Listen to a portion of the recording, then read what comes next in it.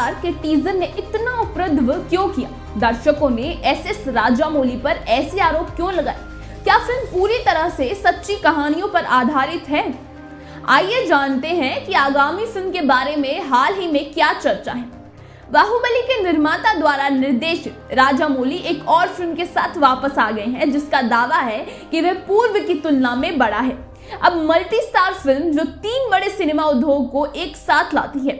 RRR का दावा है बाहुबली के सारे रिकॉर्ड तोड़ने के लिए राजामौली ने पहले ही इस बाहुबली के साथ जोड़ दिया है और अब वह एक और फिल्म के साथ वापस आ गए हैं जो अधिक बजट और अधिक अभिनेताओं के साथ हो सकती है।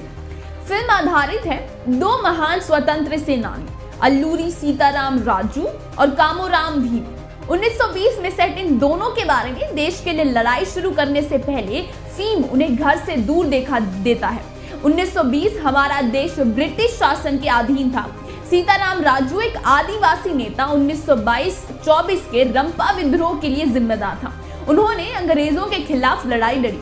कोमाराम भीम 1901-1940 एक तेलंगाना आदिवासी नेता थे जिन्होंने हैदराबाद की मुक्ति के लिए आसाफ जाही राजवंश के खिलाफ लड़ाई लड़ी थी।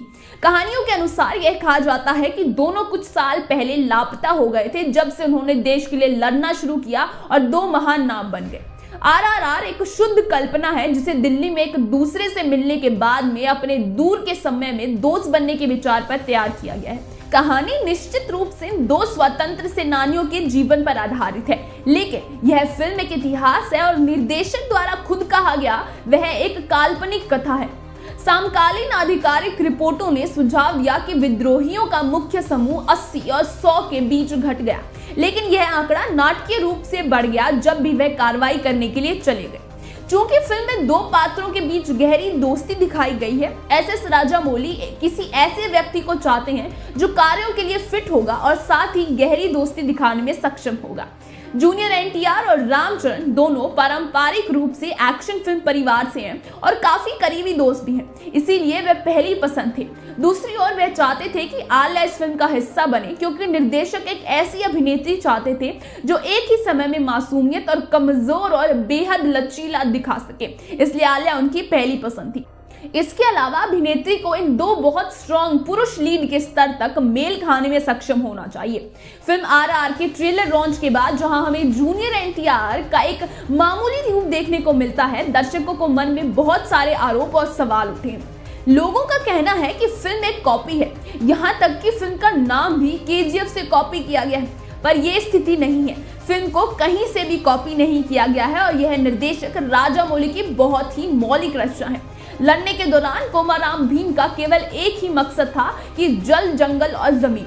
यही कारण है कि पानी की बूंद हो या पहाड़ हो, यहाँ तक कि जंगल जैसे शॉट्स दिखाए गए थे। इसके अलावा RRR का मतलब है राइज, रॉर, रिवोल्ट। एक अन्य समस्या तब होती है जब कोमाराम को फिल्म के अंत में एक मुस्लिम टोपी पहनाया जाता है। कुछ दर्शकों को यह पसंद नहीं है कि एक मुस्लिम व्यक्ति को मुस्लिम व्यक्ति में दिखाया जाए।